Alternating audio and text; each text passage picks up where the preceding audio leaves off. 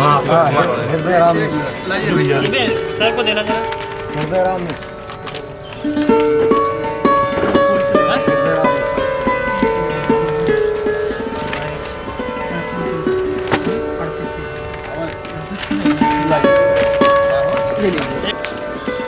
ठीक है, ठीक तो लोग खड़े हैं भीड़ भाड़ से। से भैया हमारा भी अरे लियो ना आओ बेचन हमने कर दिया हाँ आओ तो लियो ना आओ जरा सिग्नेचर हो गया? आओ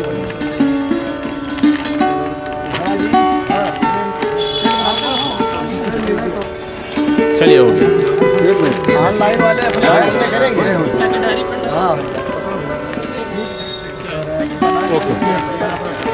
हो गया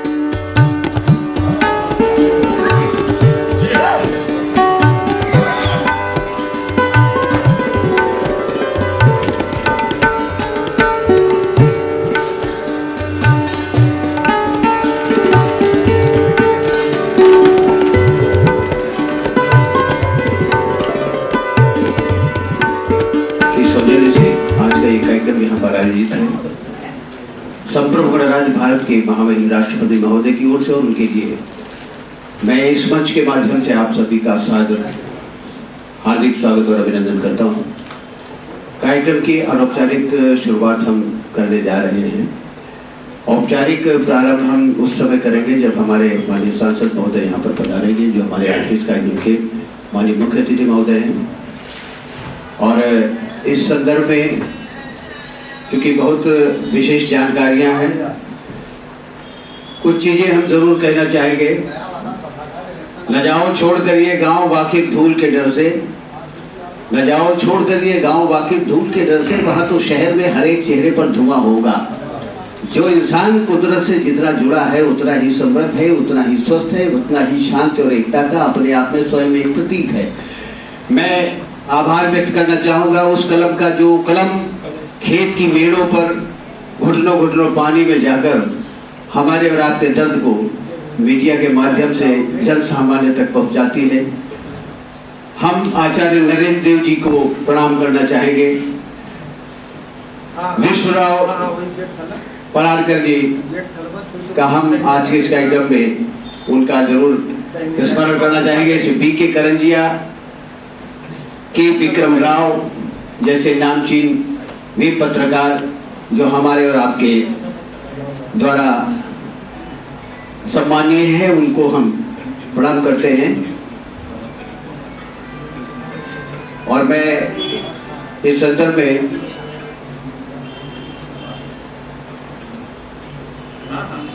हमारे सम्मानीय अतिथिगण यहाँ पर आने प्रारंभ हो गए हैं। इससे पूर्व के आज के इस कार्यक्रम को हम गति की ओर ले जाएं, मैं उस देवता का भी स्मरण करता हूँ। नमः शिवाय शांताय कारणत्र हेतवे निवेद्याम चात्मानं गतिस्त्वं परमेश्वरः। और एक संदर्भित है कि गतिस्त्वं त्वमेका भवानी। आदरणीय मिस श्रीकला पी वेणुगोपालन जो हमारे उप सचिव हैं शिक्षा मंत्रालय भारत सरकार की, वो यहाँ पर उपस्थित है। मैं चाहूँगा उनका जोरदार तालियां बजाकर स्वागत और अभिनंदन करें।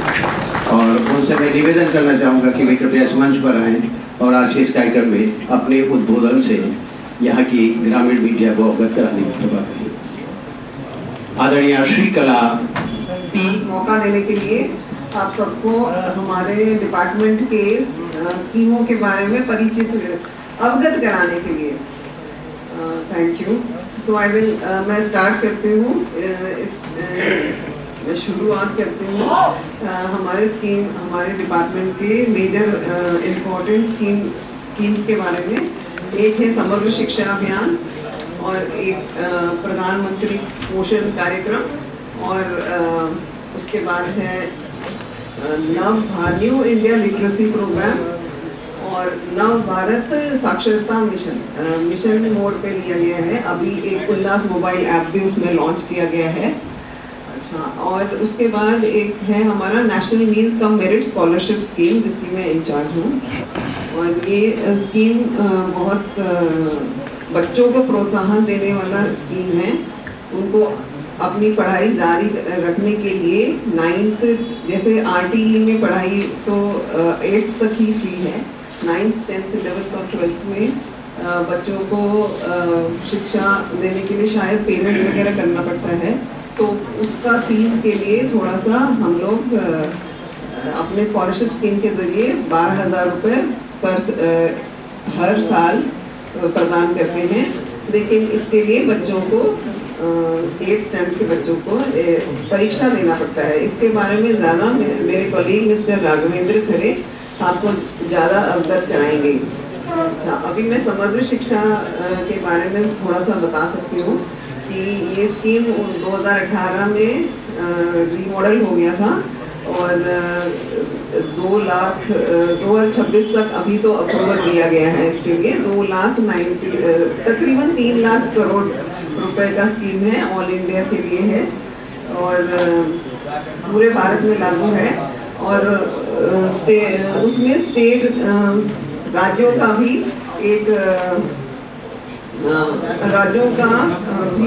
योगदान होता है। उसमें 40% जैसे उत्तर प्रदेश राज्य है तो 40% उत्तर प्रदेश देता है और 60% भारत सरकार देती है। और इसमें बहुत सारे क्या कहते हैं कंपोनेंट्स हैं, जैसे कि समावेश और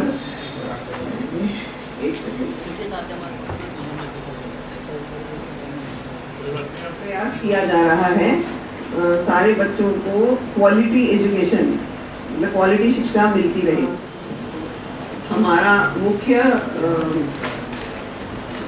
मुख्य उद्देश्य है राष्ट्रीय शिक्षा नीति 2020 की सिफारिशों को लागू करने में राज्यों को और केंद्र शासित प्रदेशों का समर्थन, उन सबका देखभाल और शिक्षा का पर ध्यान केंद्रित करें और मूलभूत साक्षरता और संख्यात्मकता पर।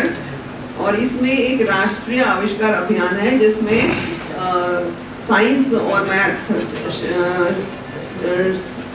मैथ्स के विषयों पर ज़्यादा 9th से लेकर 12th स्टैंडर्ड तक बच्चों को ज़्यादा प्रोत्साहित किया जाता है। और फिर इसमें स्कूली शिक्षा में सामाजिक और लैंगिक अंतराल को बांटना, ये भी एक बहुत इम्पोर्टेंट पहल है। इसमें समग्र शिक्षा में स्कूली शिक्षा में सभी स्तरों पर समानता और समावेश सुनिश्चित करना, जैसे मैंने पहले भी बोला। और शिक्षक प्रशिक्षण के लिए टीचरों के ट्रेनिंग के लिए नोडल एजेंसी के रूप में राज्य शैक्षिक अनुसंधान और प्रशिक्षण परिषदों को राज्य शिक्षा संस्थानों और जिला शिक्षा और प्रशिक्षण संस्थानों डाइट का सुदृढ़ीकरण और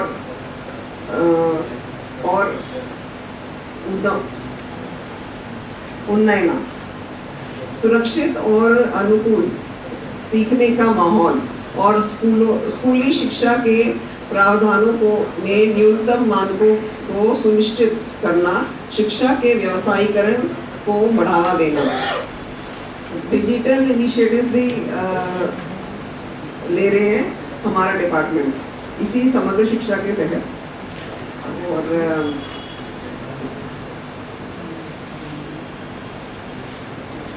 अगला स्कीम जिसके बारे में बताना चाहती हूँ, शायद आप सभी जानकार हैं इसके बारे में, ये है प्रधानमंत्री पोषण योजना। और इसमें सभी स्कूली बच्चों को एक वक्त का पोषित आहार मिलता है। और जब कोविड था तब शायद राशन पहुंचाया गया था और सभी के घरों में, जब स्कूलों में दे नहीं पाए थे। और अब वापस अब बच्चों को स्कूलों में शिक्षा के साथ साथ पोषित आहार प्रदान किया जा रहा है। और पीएम पोषण के अंतर्गत एक हेल्थ और न्यूट्रिशन कंपोनेंट भी है, जिसमें रेगुलर डीवर्मिंग इनिशिएटिव वगैरह ministry of health and family welfare के साथ प्रोग्राम आयोजित किए जा रहे हैं। डीवर्मिंग और थोड़ा सा वैक्सीनेशन वगैरह initiative are being organized in schools. दूसरा, early childhood care and education में वैक्सीनेशन कैंप्स भी लगाए जा रहे हैं। और स्कूलों के में या स्कूलों के पास ही कुछ आंगनवाड़ी चलाए जा रहे हैं, जिससे बच्चों की सही तरह से देखभाल हो। और आंगनवाड़ियों का टाई अप भी हो रहा है, प्रयत्न किया जा रहा है लोकल चिकित्सालयों के साथ, सो दैट बच्चों की हेल्थ की मॉनिटरिंग भी, उनको शिक्षा लेने की आवश्यकता है। उनको हम न्यू इंडिया लिटरेसी प्रोग्राम के तहत special initiatives through school children and other students हम लोग इनिशिएटिव ले रहे हैं कि उनको एनकरेज कर रहे हैं कि वो भी financial literacy, digital literacy, legal literacy और बेसिक शिक्षा भी सीख ले, ताकि उनको भी सिटीजन, हमारे रिस्पॉन्सिबल सिटीजन बने रहे।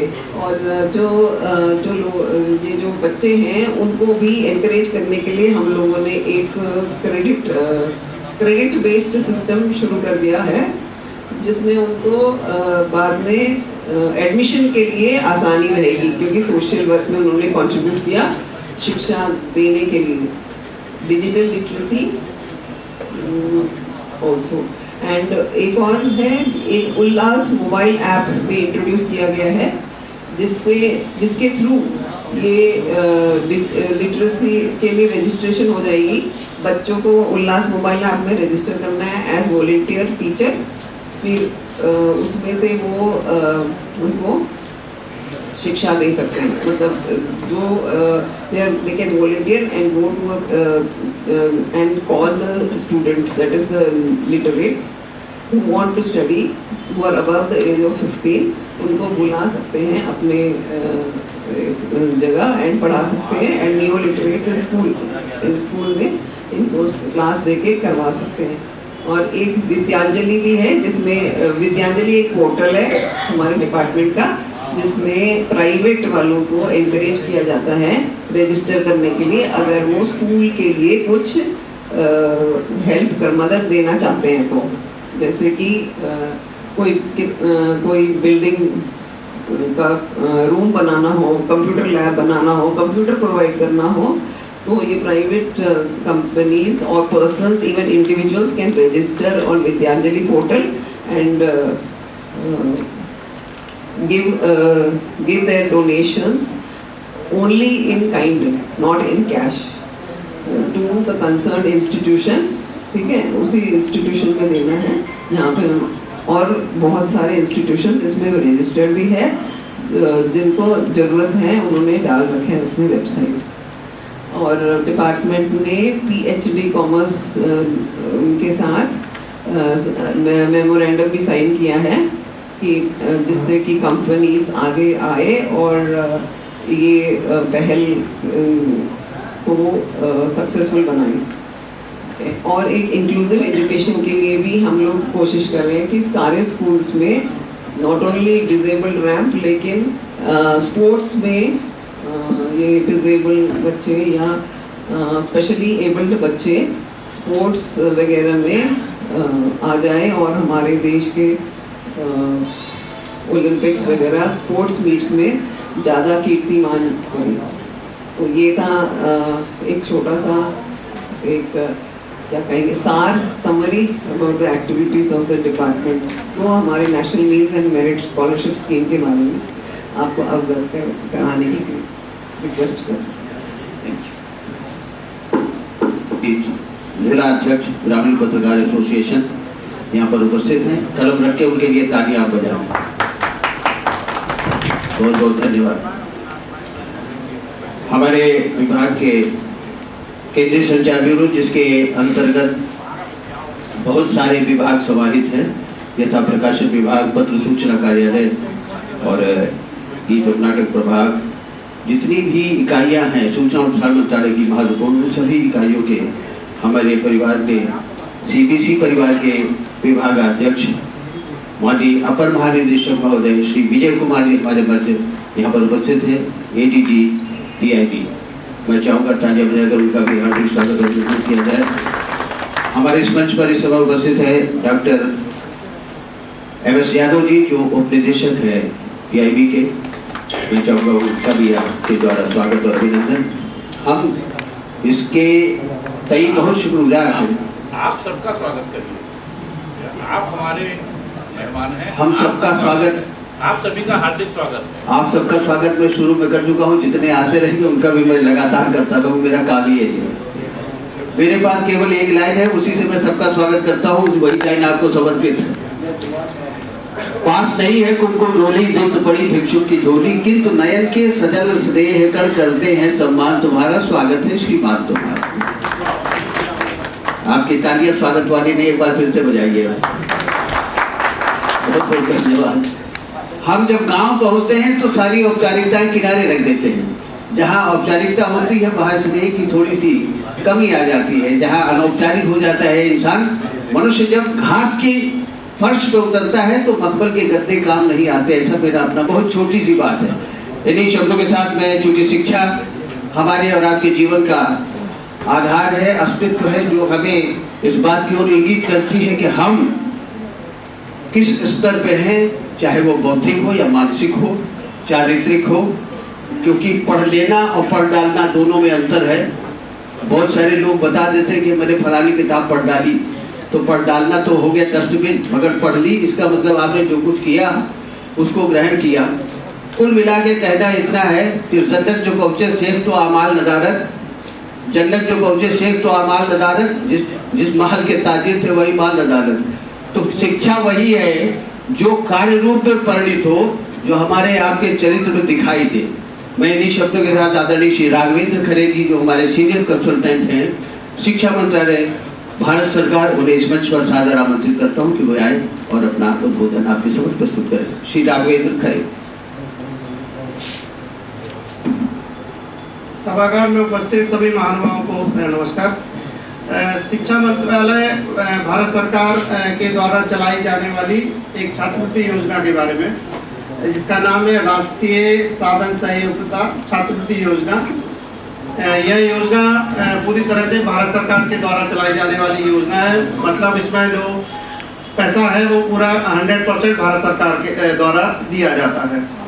और इस योजना का मेन उद्देश्य जो बच्चे 8वीं क्लास के बाद किसी कारणवश पैसे की कमी या मेन पैसे की कमी के कारण अपना पढ़ाई बीच में छोड़ देते थे, तो उस कमी को, मतलब उस पढ़ाई पैसे की वजह से उनकी पढ़ाई में कमी ना हो और वो अपनी सेकेंडरी लेवल तक 12वीं तक की पढ़ाई पूरी कर सकें।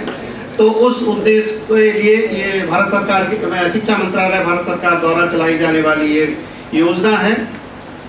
इस योजना के तहत हर साल 1 लाख बच्चों को ऑल इंडिया लेवल पे स्कॉलर छात्रवृत्ति का लाभ दिया जाता है।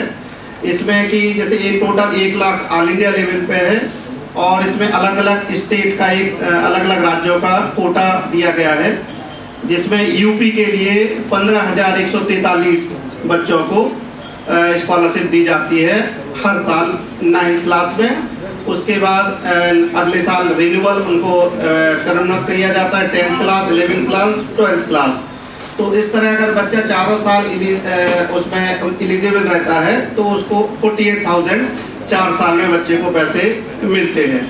तो जैसे बताया उत्तर प्रदेश के लिए 15,143 का कोटा निर्धारित किया गया है और इसके साथ साथ यूपी में अलग अलग डिस्ट्रिक्ट का भी कोटा डिवाइड किया गया है। तो जैसे अयोध्या डिस्ट्रिक्ट के लिए 208 बच्चे हैं फ्रेश क्लास के लिए, जिनको हर साल पैसा दिया जाता है। तो जो बच्चे होते हैं वो क्योंकि ये बेसिकली जो स्कीम है वो मेधावी छात्रों के लिए दी गई है, तो उन बच्चों को एक एग्ज़ाम जो परीक्षा होती है उस परीक्षा में उनको पास करना पड़ता है और परीक्षा में पास हो जाने के बाद 4 साल तक हर साल 12,000 रुपये मिलते हैं और टोटल 4 ईयर में 48,000 रुपये उनको अपनी सेकेंडरी तक की पढ़ाई को जारी रखने के लिए दिए जाते हैं। तो जैसे बताया कि 12,000 रुपये दिए जाते हैं और इसके बाद जो इस योजना के तहत केवल गवर्नमेंट स्कूल, सरकारी सहायता प्राप्त स्कूल और गवर्नमेंट एडेड और जो नगर पालिका नगर निगम के भी स्कूल होते हैं तो उन स्कूलों के बच्चों को केवल इसमें शामिल किया जाता है। इसमें प्राइवेट स्कूल के बच्चे नहीं हैं, चाहे केंद्रीय विद्यालय हो, चाहे नवोदय विद्यालय हो या जो रेजिडेंशियल स्कूल भी आते हैं उनके बच्चे इसमें नहीं शामिल किए गए हैं। तो केवल गवर्नमेंट सरकारी विद्यालय के बच्चों को कोई सहायता का इस स्कीम का या इस योजना का लाभ मिलता है। इसके बाद जो इसमें एक मेन जो एलिजिबिलिटी जो या जो क्राइटेरिया है कि जो पेरेंट्स हैं उनकी जो आय है वो 3.5 लाख से 32% SC ST बच्चों को एलिजिबिलिटी जो उनको इतना परसेंट ज़्यादा तो वो एलिजिबल हो जाते हैं और उनको फिर उस स्कीम का बेनिफिट 4 साल तक के लिए मिलता है। तो जो इस वर्कशॉप का मैंने कि जिससे कि ज़्यादा से ज़्यादा बच्चे आपके स्टेट में इस स्कीम का लाभ ले सकें। जैसे अभी इस साल के एग्ज़ाम संडे को 5 नवंबर को एग्ज़ाम आपके यहाँ होना है 24-25 के लिए। तो हर साल एक परीक्षा आयोजित की जाती है और उसके बाद जब रिन्यूअल के लिए मतलब एक फ्रेश बच्चे होते हैं, उसका 10th 11th 12th के लिए रिन्यूअल के बच्चे होते हैं, तो वो केवल एग्ज़ाम एक ही बार उनको देना होता है। तो इसके अलावा जो जैसे बच्चा जब 9th क्लास से 10th क्लास में जाता है तो केवल उसको पासिंग मार्क चाहिए पड़ते हैं रिन्यूअल कराने के लिए। और उसके अलावा जब बच्चा 10th से 11th में जाता है तो 55% और 60% जनरल क्लास के बच्चों को, 60% जनरल क्लास के बच्चों को और 55% SC और ST के बच्चों को कैटेगरी के बच्चों को रिन्यूअल के लिए चाहिए पड़ता है। इसके अलावा 11th से 12th क्लास में जब बच्चा जाता है तो केवल उसको पासिंग परसेंटेज चाहिए होता है, उसको स्कीम का इस योजना का लाभ वो ले सकता है।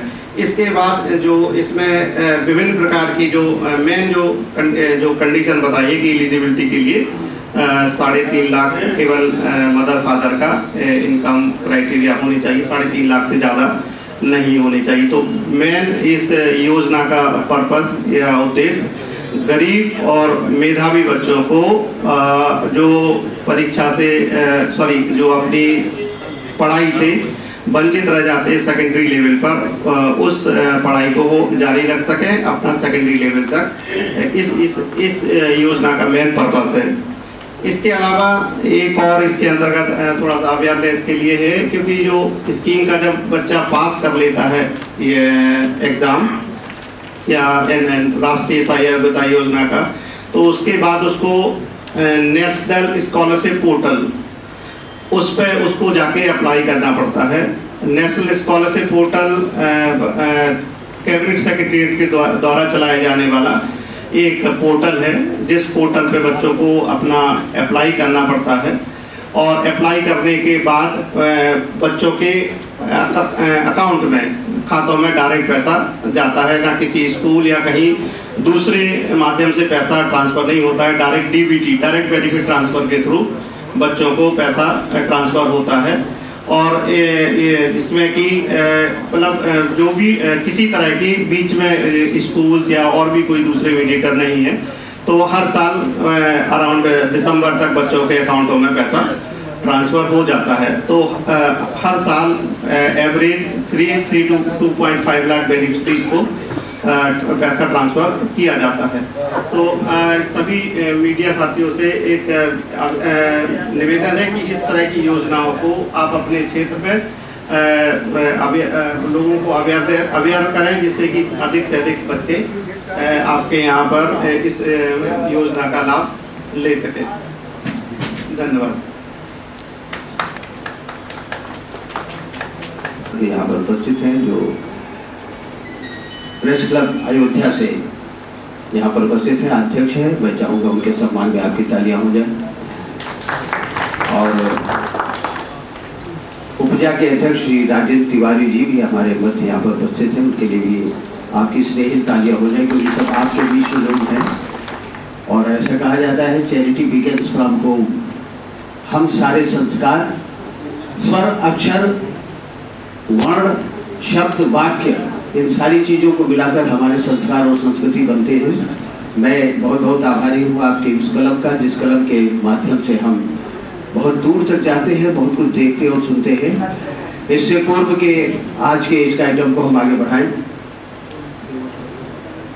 आदरणीय श्री देवबख्श वर्मा जी को इस मंच पर आमंत्रित करूँ। इससे पूर्व मैं ये आपको निवेदन करना चाहूँगा कि हमारे मध्य श्री अरविंद कुमार जी द्विवेदी सिटी मजिस्ट्रेट जिला प्रशासन यहाँ पर उपस्थित हैं। तालियां बजाकर उनका स्वागत और अभिनंदन करें। ऊर्जावान व्यक्तित्व कुछ भी कर सकता है और अपने कार्य क्षेत्र में अपनी दक्षता के लिए स्वयं प्रमाण है, इसके बारे में आप अवगत हैं। मैं आदरणीय देवबख्श वर्मा जी को यहाँ पर बुलाना चाहूँगा कि वे आएँ और अपने विचार आज के इस कार्यक्रम में भारत के यशकाय प्रधानमंत्री माननीय नरेंद्र दामोदर दास मोदी जी के नेतृत्व में जो हमारा देश विकास कर रहा है, उस विकास में प्रधानमंत्री विश्वकर्मा योजना के अंतर्गत जो भी हमारी सरकार कार्य कर रही है, उसके बारे में आपको आप अवगत कराएंगे। श्री देवबख्श वर्मा जी। आज इस समारोह में उपस्थित सभी अतिथिगण, हमारे सभी साथी भाई एवं बहनों, जैसा कि आप लोग जानते हैं, ग्रामीण मीडिया कार्यशाला का आयोजन आज है। तो सबसे पहले गांव की मिट्टी को हम नमन करते हैं, वंदन करते हैं, अभिनंदन करते हैं और ग्रामीण क्षेत्र से आए हुए सभी साथियों का स्वागत करता हूं।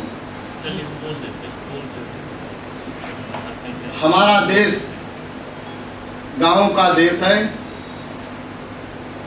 जहां पर अधिकांश जनता ग्रामीण क्षेत्र में निवास करती है। गांव की जनता, गांव का किसान अन्नदाता होता है, अन्न पैदा करके पूरे देश की जनता को खिलाता है।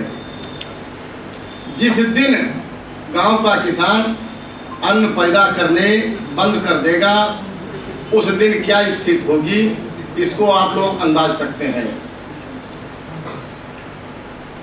जब भारत गांव का देश है तो समस्याएं भी तमाम गांव की हैं, अच्छाइयां भी बहुत हैं, बुराइयां भी बहुत हैं। पहले हमारे यहाँ जब खेती होती थी तो सरकारी खादें नहीं पड़ती थी, यानी उर्वरक। आज स्थिति ये हो गई है कि बिना उर्वरक के कोई अनाज पैदा ही नहीं हो सकता है, जिस कारण से तमाम बीमारियां पनप रही हैं। देश के प्रधानमंत्री और देश के मुख्यमंत्री द्वारा तमाम विकास की योजनाएं ग्रामीण जनता के लिए चलाई जा रही हैं, जिससे गांव की स्थिति काफ़ी अच्छी हो, किसान की माली हालत स्थित हो, कामगारों की स्थिति अच्छी हो, मजदूरों की स्थिति अच्छी हो। उसके बाद भी अभी हम देख रहे हैं कि गांव की स्थिति उस रफ्तार से नहीं अच्छी हुई है जिस रफ्तार से अच्छी होनी चाहिए। हमारे देश के प्रधानमंत्री माननीय मोदी जी ने तमाम योजनाओं के साथ अपने 73वें जन्मदिन पर, क्योंकि प्रधानमंत्री जी का भी जन्म 17 सितंबर को हुआ था और विश्वकर्मा जयंती भी उसी दिन पड़ती है। प्रधानमंत्री जी 73 साल के जब हो गए तो उन्होंने एक जन कल्याणकारी योजना प्रधानमंत्री विश्वकर्मा कौशल सम्मान योजना लॉन्च किया, जो अब धीरे धीरे गांव की जनता के बीच पनपना शुरू हो गया है। लोग उस पर अपना पंजीयन कराना शुरू कर दिए हैं। पंजीयन अब देखना यह है कि आखिर प्रधानमंत्री की यह योजना जो जन कल्याणकारी विश्वकर्मा योजना चल रही है, इसके लाभार्थी कौन कौन है, इसका उद्देश्य क्या है, इससे लाभ क्या है और कौन कौन लोग इसको ले सकते हैं इस योजना का लाभ। जब हम इसके उद्देश्य पर आते हैं तो प्रधानमंत्री विश्वकर्मा कौशल सम्मान योजना कुशल कारीगरों कामगारों को प्रशिक्षण व सहायता देकर उनके हुनर, उनकी प्रतिभा और ज़रूरत के हिसाब से गरीबों को कम ब्याज पर सहायता उपलब्ध कराना है। अब बात आती है कि आखिर इसके पात्र कौन हैं। इसमें 18 पारंपरिक व्यापारों को शामिल करके लाभ देने की कोशिश किया गया है। लोहार का काम करने वाले, सोनार का काम करने वाले, खिलौना बनाने वाले, राजगीर मिस्त्री हैं, नाव के निर्माता हैं, मछली मारने का जो जाल बनता है उसको बनाने वाले हैं, टोकरी बनाने वाले हैं, चटाई बनाने वाले हैं, झाड़ू बनाने वाले हैं, कारपेंटर बढ़ई का काम करने वाले हैं, माला बनाने वाले हैं, ताला बनाने वाले हैं, मूर्ति बनाने वाले हैं, पत्थर को तराशने वाले हैं, जूता बनाने वाले हैं, पत्थर को तोड़ने वाले हैं। इस तरह से तमाम हमारे साथी ऐसे हैं जो इस योजना का लाभ ले सकते हैं। इसकी एक सबसे बड़ी खासियत ये है कि कोई प्रतिबंध नहीं है कि शहर के हैं कि देहात के हैं। शहर के लोगों को भी पहचान पत्र, फोटो और बैंक के पासबुक की ज़रूरत होती है। अब इसके बाद में फिर आ जाता है कि आखिर इसको कैसे करें, कहाँ करें। तो सबसे पहले जाकर के जन सेवा केंद्र पर पहला काम पंजीयन कराना है। पंजीयन कौन लोग करा सकते हैं? जिनकी उम्र कम से कम 18 साल होनी चाहिए। 18 साल से कम उम्र वाले इसका लाभ नहीं पाएंगे। जब जाएंगे पंजीयन कराने तो मोबाइल और आधार को वेरीफाई कराना होगा, यानी उसका वो साल में उसको अदा करना है। इसमें लघु, मध्यम और प्रशिक्षण दिया जाएगा। जब वो फॉर्म पड़ जाएगा तो इसका प्रशिक्षण दिया जाएगा, उनको काफ़ी लाभ होगा और लाभ सबको होना चाहिए। इसका प्रचार प्रसार करके जो लोग नहीं जान रहे हैं उनको भी करना चाहिए। इन्हीं शब्दों के साथ हम अपने देश की माटी को सादर नमन करते हुए ग्रामीण क्षेत्र से आए हुए सभी पत्रकार साथियों का एक बार पुनः वंदन करता हूँ। जय हिंद।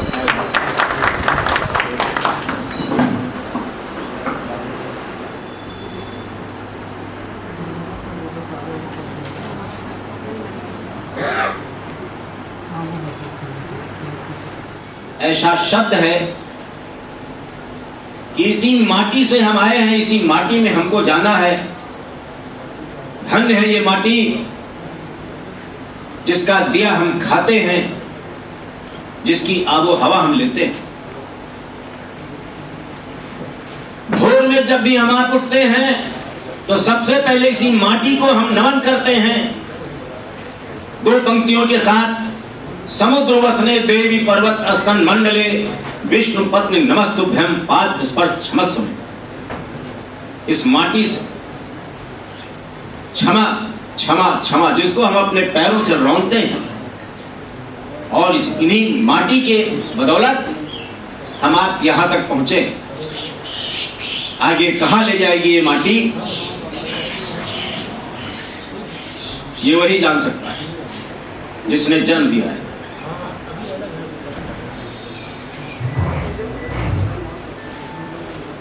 हमारे अध्यक्ष जी आदरणीय देवबख्श वर्मा जी ने हमको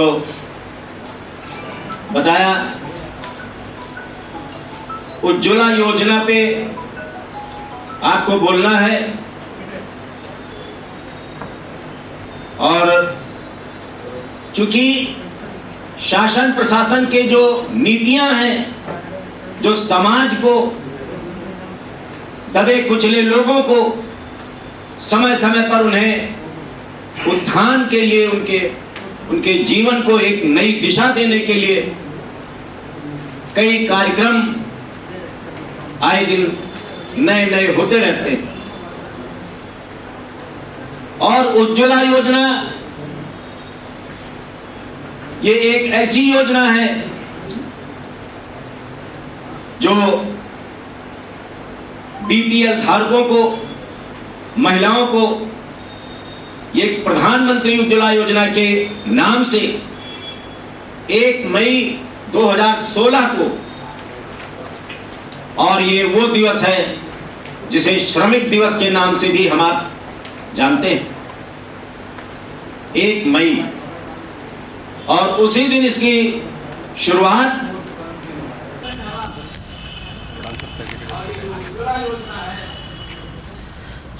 समाज में चतुर्दिश एक विहंगम प्रतिभा के साथ पहले चूल्हा जलता और अब ये गैस कनेक्शन के माध्यम से चतुर्दिश पर्यावरण पे एक बहुत बड़ा लाभ मिल रहा है समाज को। यहीं पर समाप्त करता हूं। जय हिंद, जय भारत, जय भारत।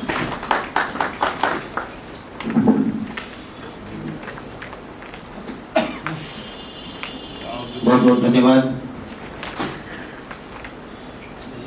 आदरणीय सुनील कुमार जी। करबद्ध निवेदन करना चाहूंगा सम्मानित मंच से कि वे आज के इस कार्यक्रम में दीप प्रज्वलन करके आज के इस कार्यक्रम को गति प्रदान करें। देव शांति निरंतर शांति पृथ्वी शांति रापा शांति लोक दया शांति परस्पतया शांति। हम दो वाक्यों का मतलब समझते हैं, अंधेरे से प्रकाश की ओर, जीवन से की ओर अग्रसर, और सबसे खास बात यह है अज्ञान से ज्ञान की ओर। हाथ में तेग नजर पथ पे घड़ी होती है और पाँव के वास्ते मुश्किल की घड़ी होती है। हड्डियां जुड़ती हैं जब खून सनी माटी में, तब किसी मुल्क की दीवार खड़ी होती है। शिक्षा मंत्रालय के हमारे कलीग मुल्तान सिंह यादव जी, गोपालन जी, राघवेंद्र जी, जिला प्रशासन की ओर से प्रतिनिधित्व करते सिटी मजिस्ट्रेट श्री अरविंद जी, ग्रामीण पत्रकार के जिलाध्यक्ष देवबख्श वर्मा जी, यहाँ पे उपस्थित सभी पत्रकार बंधुगण,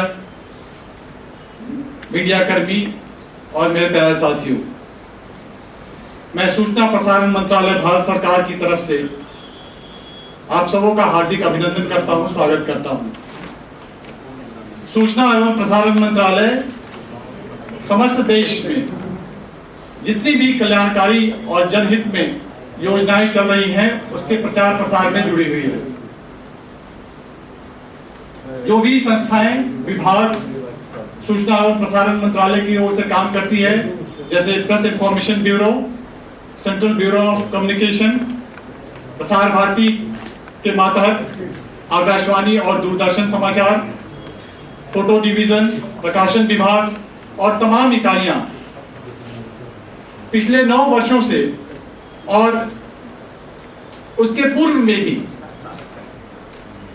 समाज के सभी वर्गों को छू लेने वाली और सभी वर्गों को लाभान्वित करने वाली जो भी योजनाएं हैं, उसका विभिन्न हमारे यहाँ रोजगार सृजित होते हैं केंद्र सरकार के मातहत, और वो तमाम PSU जहाँ पे रिक्तियाँ आती हैं, उन सब के बारे में जानकारी देता है, सरकार की उपलब्धियों के बारे में जानकारी देता है।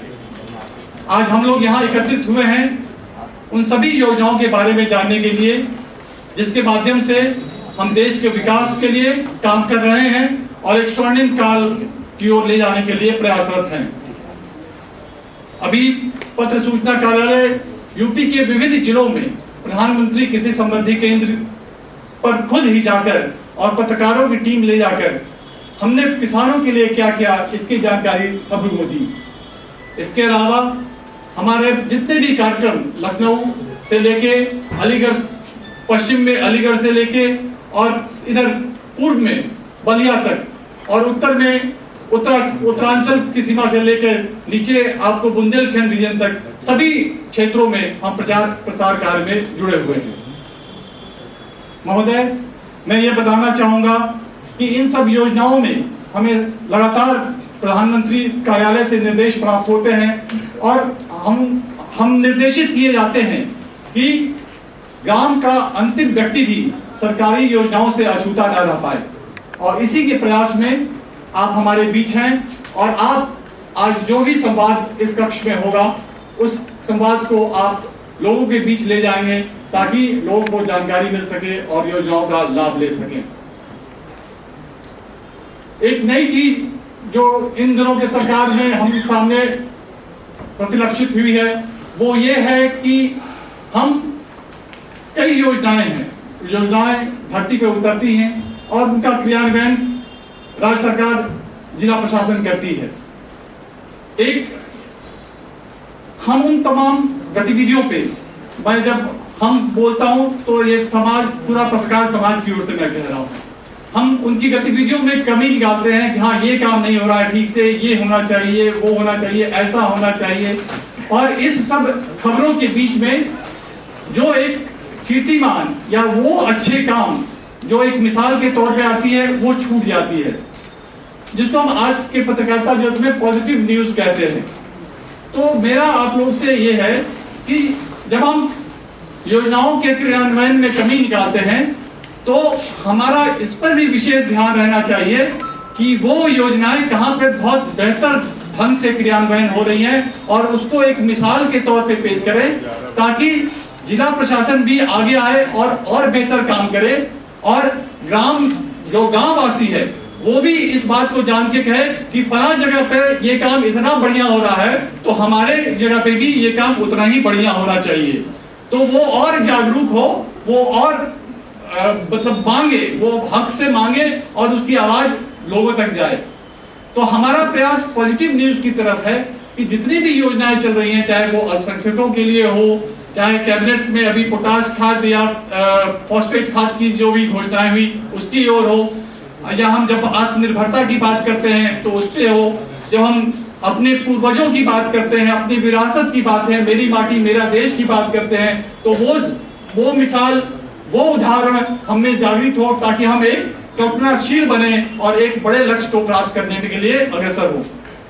मैं अब ये ज्यादा समय न लेते हुए मैं ये आपसे दोबारा निवेदन करूंगा सभी पत्रकार बंधुओं से कि जो भी योजनाएं चल रही हैं और जो बहुत बेहतर जहां पे जो मिसाल के तौर पे बन रही है, जिससे किसान लाभान्वित हो रहे हैं, जिससे आम आदमी लाभान्वित हो रहा है, जिससे हमारा मजदूर लाभान्वित हो रहा है, जिससे हमारे सेवक लाभान्वित हो रहे हैं, उन सब को मिसाल को अपने समाचारों में ज्यादा से ज्यादा जगह दें ताकि हम ये ऐसी उपलब्धियों से हम और भी हमें प्रेरणा का स्रोत मिल सके। धन्यवाद। जय हिंद।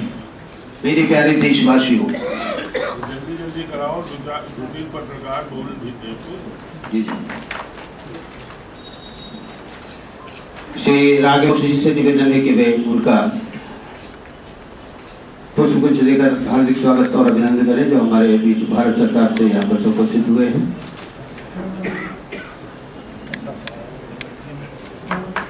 डॉक्टर देवबख्श जी, अध्यक्ष ग्रामीण पत्रकार एसोसिएशन, उनका स्वागत और अभिनंदन।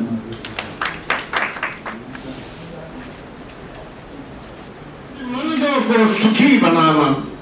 एक पंथ है छोड़ जगत को, अपर पंथ है औरों को भी निज विवेक बल देकर पहुंचो स्वर्ग लोक में जाकर साथ बहुत को लेकर। जिस तप से तुम चाह रहे पाना केवल ही सुख को, कर सकता है दूर वही तप अमित नरों के दुख को। निज तप रखो चुरा निधि, बोलो क्या न्याय यही है? क्या सभिक्त के मोक्ष दान का उचित उपाय यही है? जब तक राष्ट्र का अगुआ बैठा हुआ प्रशासक आत्मा से जुड़ेगा नहीं, उसकी ताकत ईमानदारी की नहीं होगी, तब तक मूल बातों का चिंतन कर ही नहीं सकता। मन की बात में राष्ट्र के प्रधानमंत्री ने साबित किया कि अंदर से कुछ दर्द होता है, कुछ एहसास है जो अपने स्वयं पर दर्द पड़ी न हो। अयोध्या की धरती के लिए, यहाँ के धर्मस्थलों के लिए कितनी चिंतन समिति बनाकर दिल्ली में दिखाने का कार्यक्रम मेला करते थे। पहली बार में लोगों ने सोचा ये क्या किया, चूंकि भीड़ वहां चल के अयोध्या नहीं आ सकती थी वीआईपी की, लेकिन दिल्ली में देख सकती थी, जिससे पूरा विश्व समझा। आज उससे पूरे विश्व पटल पर अयोध्या को लाने का कार्य इसी से होता है। बातों को रखना पड़ेगा, सकारात्मक सोचना पड़ेगा, और मूल दर्द को सोचने पर किसी दवा के लिए मरने वाले गरीब के दर्द से जिसने अपने को जोड़ा नहीं, उसे क्या पता है दवा का क्या दाम होता है?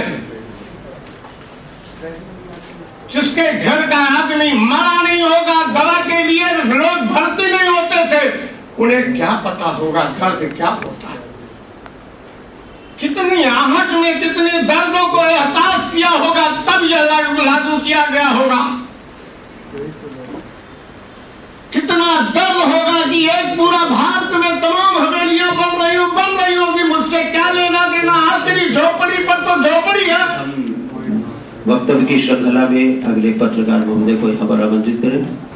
हमें ये निर्देशित किया गया है कि इस मंच पर उपस्थित आदरणीय श्री अरविंद कुमार द्विवेदी, सिटी मजिस्ट्रेट प्रशासन यहाँ पर तो उपस्थित है। मैं उनसे निवेदन करना चाहूँगा कि वे उनको कृपा करें। ऐतराज का हो तो ताली बजा दीजिए, आपका अपना कार्य है। सम्मानित क्षेत्र के यशस्वी और सक्रिय सांसद जी, सूचना प्रसारण मंत्रालय से उपस्थित प्रतिनिधिगण एवं इस सभा कक्ष में ग्रामीण क्षेत्र से आए सभी पत्रकार बंधु, आज जैसा कि पूर्व से विदित था कि आज ये कार्यक्रम आयोजित होना है और सूचना एवं प्रसारण मंत्रालय से प्रतिनिधिगण आज इस जनपद अयोध्या के इस कलेक्ट्रेट सभागार में उपस्थित हैं। इसमें विषय मुख्यतः ग्रामीण मीडिया वार्तालाप होना था। बेसिकली देखें तो पत्रकारिता किसी भी समाज में अच्छाइता है, वो इन सभी बिंदुओं में हो रही कमियों को भी उद्घाटित करती है। आए दिन हम लोग शासन के द्वारा दिए गए निर्देशों का, आदेशों का अनुपालन अपने क्षेत्र में कराते हैं। उन कार्यों में, उन योजनाओं में यदि कोई कमी रह जा रही है, आप ग्रामीण क्षेत्र के पत्रकार हैं, आप गांव के एक एक व्यक्ति से परिचित हैं, कहाँ कार्य हो रहा है, किस विभाग का कार्य हो रहा है, किस तरह कार्य हो रहा है, आप प्रत्येक समय सजग रहते हैं, देखते रहते हैं कि किन परिस्थितियों में क्या उसमें मानक के अनुरूप कार्य हो रहा है, शासन के निर्देशों के अनुरूप कार्य हो रहा है अथवा नहीं हो रहा है। इसके लिए इस तरह की कार्यशालाएं होना आवश्यक है कि सरकार की चल रही योजनाओं के क्या मानक हैं, उसमें क्या व्यवस्थाएं दी गई हैं। इसको जब तक ग्रामीण क्षेत्र का पत्रकार यदि उन योजनाओं की गहराइयों को, उन योजनाओं के बिंदुओं को नहीं जानेगा, तो क्षेत्र में हो रहे कार्य में कमी अथवा अच्छाई दोनों का अनुभव नहीं कर सकेगा। ऐसी दशा में इस तरह का जो आयोजन सूचना प्रसारण मंत्रालय कर रहा है, उसके लिए आप सभी पत्रकार बंधु शासन के द्वारा चल रही योजनाओं, केंद्र सरकार, राज्य सरकार के द्वारा चल रही योजनाओं को स्वयं भी एक बार आप लोग देखें, जिससे जनपद में और आपके क्षेत्र में कार्य जो हो रहे हो, तो उसको सकारात्मकता के साथ हमारे पटल पे आए, अखबारों में आए, न्यूज चैनलों में आए और राज्य सरकार और केंद्र सरकार की इस महत्वपूर्ण योजनाओं का पूरा देश जाने, समझे कि हाँ वाकई में ये कार्य हो रहा है। आप एक प्रमुख पटल हैं जो किसी भी योजना को देश के समक्ष, विश्व के समक्ष बताने के लिए एक बड़ा माध्यम है। आज हमारे बीच सांसद जी उपस्थित हैं और उन्होंने कहा है बहुत संक्षिप्त में अपनी बात रखने के लिए। बहुत संक्षिप्त में अपनी बात ये मूल रूप से रख रहा हूँ। धन्यवाद। जय हिंद। बहुत बहुत धन्यवाद आदरणीय श्री अरविंद कुमार द्विवेदी जी, सिटी मजिस्ट्रेट प्रशासन अभी आपको संबोधित कर रहे थे। इस श्रृंखला में मैं आमंत्रित करना चाहूँगा श्री अवध राम यादव जी, हमारे मध्य उपस्थित हैं। उनसे निवेदन है कि वे भी अपनी बात संक्षिप्त में प्रस्तुत करने की कृपा करें। श्री अवध राम जी यादव। निचले पायदान तक ये योजनाएं पहुंच रही हैं, उसका भरपूर लाभ उनको मिल रहा। ये सोच प्रधानमंत्री की, भारत सरकार की जो नीतियां हैं, ये हम समझ रहे हैं कि जो प्रयास है अपने आप में एक बहुत ही सार्थक पहल है और ये जो कदम सरकार द्वारा उठाई गई है इससे सभी लोग लाभान्वित हो रहे हैं। साथियों, आप जानते हैं कि गांव की माटी से लेकर बहुत ही सराहनीय कार्य है। हम समझ रहे हैं चाहे पीएम आवास योजना हो, चाहे उज्ज्वला योजना हो और चाहे जनधन खाते में जो पीएम सम्मान निधि की योजना हो, छात्रवृत्ति के लिए बच्चों को शिक्षा। लेकिन साथियों, हम ग्रामीण पत्रकार जो गांव तक आपकी आवाज को सरकार तक पहुंचाते हैं, हम गांव की खबर को संकलन कर उसके शिकार हो जाते हैं। जब हम उन खबरों को लिखते हैं या कुछ विरोधियों द्वारा हमारे साथियों पर हमले होते हैं, मारा पीटा जाता है, गाली गलौज की जाती है, इसके लिए भी हम चाहते हैं कि हमारी सुरक्षा की व्यवस्था होनी चाहिए। लोकतंत्र का चौथा स्तंभ कहे जाने वाले ये कोई योजना चलानी चाहिए। और इसके बाद हम अपने सभी आगंतुक साथियों को नमन करते हुए अपनी बात समाप्त करते हैं। धन्यवाद। एक आखिरी सेंटेंस पे बजी है, एक बीच में बजी है। बीच में वहां बजी है जहां पत्रकार मारे पीटे गए। ये शोक और चिंता का विषय है। इसके लिए शासन प्रशासन क्या करेगा, भारत सरकार के अगले समय है। तो इसके लिए मैं माननीय सांसद श्रद्धेय श्री लल्लू सिंह जी को इस मंच पर आमंत्रित करना चाहूँगा, क्योंकि समय की अपनी सीमा रेखा है। हम सब कुछ रोक सकते हैं, समय को नहीं रोक सकते। निवेदन विभाग, शिक्षा विभाग और सिटी मजिस्ट्रेट भाई थोड़ा सा सुनिए, सभी सम्मानित अधिकारीगण यहाँ पर उपस्थित,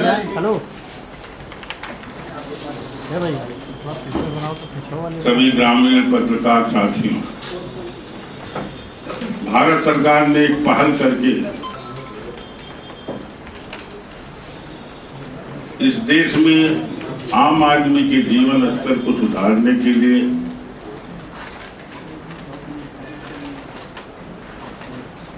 और दुनिया में अगर उस चीज को नीचे तक कोई पहुंचा सकता है तो ये पत्रकार बंधु है, चाहे वो ग्रामीण के हो चाहे वो शहरी। संयोग से इस देश के जितने भी बड़े पत्रकार हैं हमारे व्यक्तिगत सबसे संबंध रहे, प्रभात जोशी जी से लेकर सारे आज भी जो सीनियर लोग हैं सबसे व्यक्तिगत हमारे संबंध। उनके बीच में उठने का, बैठने का, रहने का हमको अवसर मिला। अभी एक हमारे पत्रकार मित्र ने कहा कि किसी सही बात को जब उठाया जाता है तो कुछ लोग हमला करते हैं, आक्रमण करते हैं। यह स्वाभाविक है, लेकिन सरकार प्रशासन का काम है, हम सबका काम है कि उनके साथ जो अत्याचार हो रहा है उसको देखें और उसको ठीक करने का काम करें। हमारा केवल एक चीज कहना है, चाहे किसी भी क्षेत्र का कोई व्यक्ति हो, जब उसकी सोच रचनात्मक हो तो थोड़ा कम कठिनाई होगी उसको। हमको भी अगर सरकार ने, माननीय मोदी जी ने, योगी जी ने तमाम योजनाओं को, जो एक अच्छे राज्य का काम है, अच्छी सरकार का काम है कि अनंतिम पावदान पर खड़े लोगों के जीवन स्तर को सुधारना। और वैसे भी हम लोग अयोध्यावासी हैं,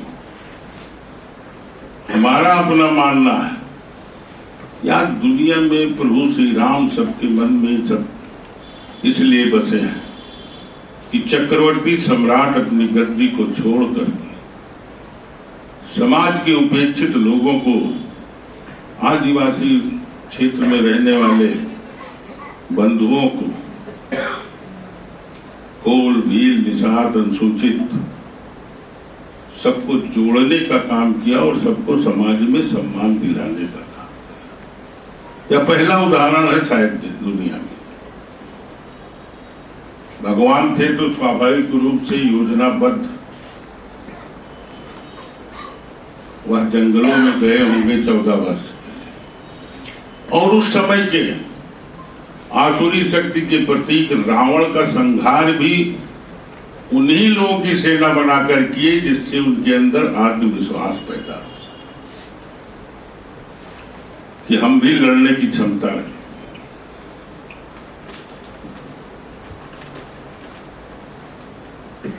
उसी रास्ते पर चलते हुए इस देश के प्रधानमंत्री, जो इस देश की संस्कृति है, माननीय मोदी जी एक एक छोटी छोटी योजनाओं को लागू करने का काम उन्होंने किया। या हम सबका काम है, उसमें विशेष रूप से जो पत्रकार बंधु हैं उनकी भूमिका कि वह जिस योजना का लाभ लोगों को नहीं मिल रहा या जहां उस योजना के लाभ में सेंधमारी हो रही है, लोग उसका दुरुपयोग कर रहे हैं, उस विषय को वह उठाएं। बहुत सारे इलाके ऐसे हैं, बहुत सारे स्थान ऐसे हैं, बहुत सारे जनप्रतिनिधि ऐसे हैं हम जैसे, जो उन योजनाओं का लाभ तो कहते थे डरने की कौन सी बात है, जो वास्तविकता उससे उसको लिख रहे हैं, लेकिन हम किसी के विरोध में नहीं लिख रहे हैं। जो समाज की कठिनाई है, समाज की समस्या, उसको हम उजागर करने का काम कर रहे हैं। हमारा किसी से न कुछ लेना है न किसी को कुछ देना। तो ऐसे जितने लोग, प्रभात जोशी जी थे और लोग थे जिनके साथ हमको रहने का मौका मिला, आज नहीं, ये सारे लोग जो हैं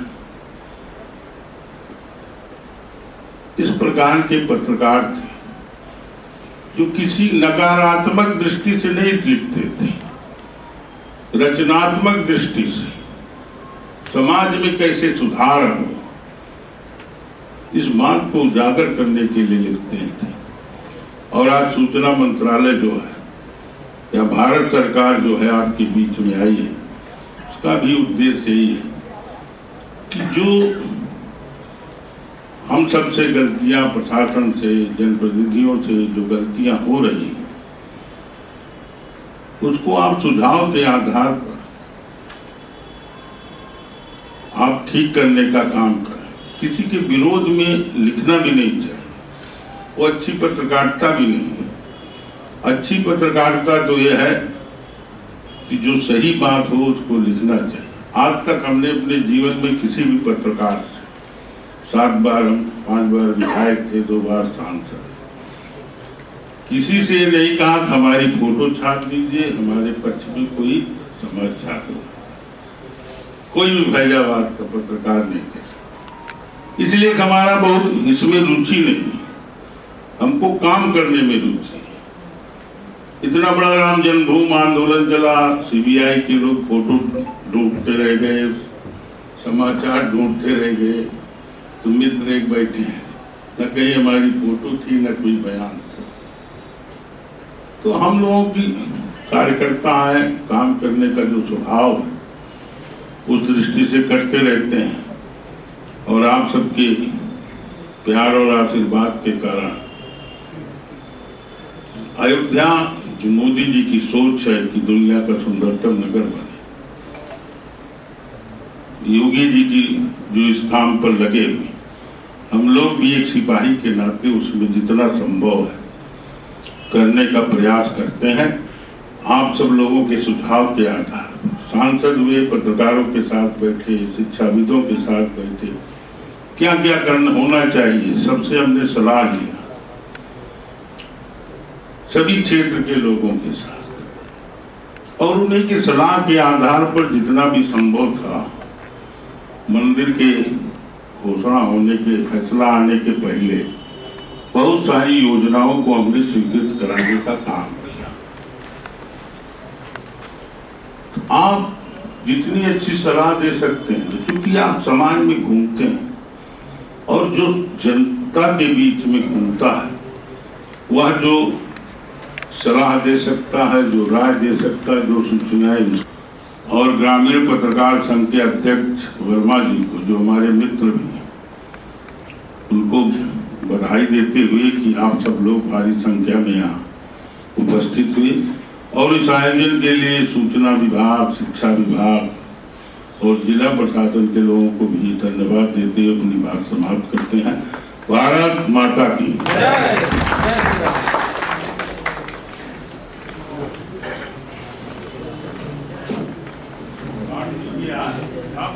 बहुत बहुत साधुवाद और आभार ज्ञापित करते हैं माननीय सांसद महोदय का, जो हमारे आपके शासन के माननीय सचिव महोदय हैं। नाम से बुला दीजिए सबको। जी जी बिल्कुल। ग्रामीण पत्रकार एसोसिएशन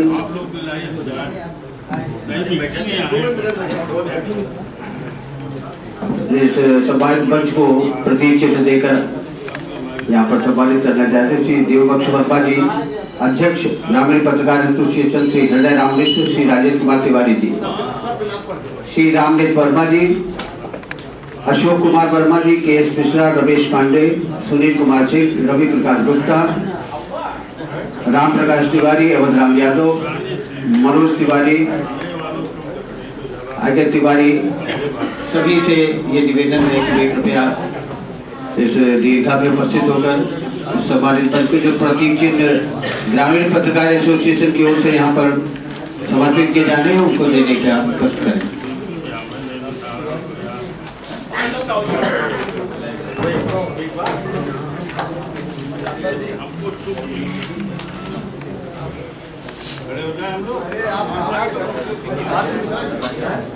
हमसे लिखा लो, बनवा लो, जमीन ले लो, सिटी मजिस्ट्रेट से कहा तो है। हम पैसा बहुत सुंदर बात माननीय सांसद महोदय ने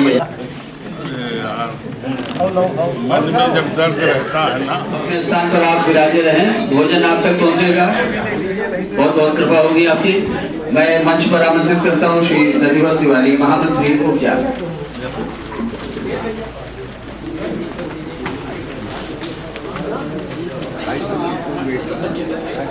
ग्रामीण मीडिया का अखबार आईना होता है और पत्रकार अखबार के माध्यम से आईना प्रतिदिन दिखाता है। जो खबरें हम लोग लिखते हैं आईने के रूप में जाती हैं, कुछ लोग उसको पॉजिटिव लेते हैं, कुछ लोग नेगेटिव लेते हैं। पॉजिटिव जो लेते हैं उससे अपने में सुधार करके और कुछ अच्छा करते हैं। जो निगेटिव लेते हैं वो विभिन्न प्रकार के आरोप प्रत्यारोप करते हैं। वो तो हमारे सभी पत्रकार साथी दिन प्रतिदिन झेलते रहते हैं, उसमें कहीं कोई नई बात नहीं है। पत्रकार साथियों की समस्याएं क्या क्या है? सुदूर क्षेत्रों में काम करना, 1 रुपए का कहीं से किसी को मानदेय ना मिलना, ये मूलभूत आवश्यकताएं हैं। मैक्सिमम पत्रकार साथियों के पास ओरल कहने पर ना सामने वाला सुनता है, यहाँ तक कि दरोगा जी भी अगर कहीं रोक रहे हैं किसी पत्रकार को, बताता मैं पत्रकार हूँ तो दरोगा मान लो आपको मैं। मतलब आप सोचिए उस समय का दृश्य आपके दिमाग में आ रहा होगा, जहन में आ रहा होगा कि दरोगा जी ने जब पूछ लिया कि आपके पास आई कार्ड नहीं है, कैसे मैं मान लो पत्रकार, उस समय उस पत्रकार की क्या स्थिति होती होगी। इन सभी विषम परिस्थितियों में हमारा पत्रकार खबर का संकलन करता है और बिना किसी लाग लपेट के पत्रकार खबर का संकलन करता है। और आप सारे अगर भारत सरकार की कोई ऐसी नीति बने जिसके चलते हमारे ग्रामीण पत्रकार भी आच्छादित हों, उनको भी कुछ ऐसा लाभ मिले। आपको मैं एक घटना बताना चाहता हूँ।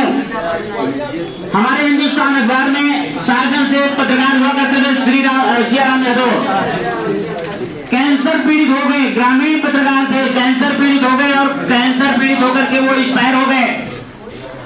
कैंसर का इलाज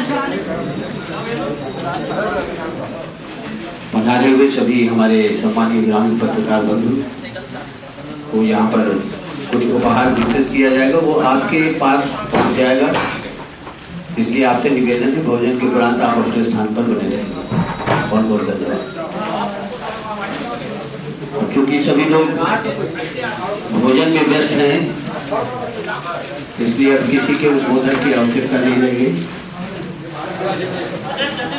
तो निवेदन है कि आप लोग प्रेमपूर्वक प्रसाद आराम से इनको दे दो हाथों से।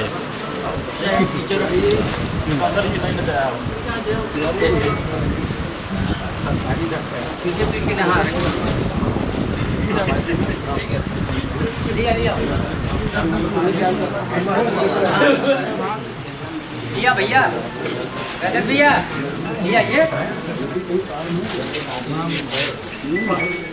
इधर से इधर से रजत भैया इधर से अरे किसी से मंगा दो।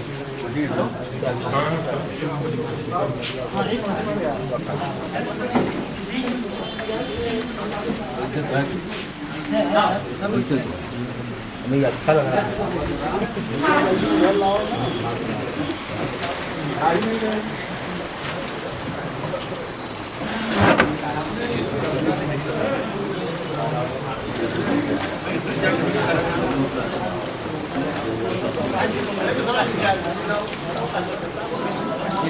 क्या हो अविनाश जी?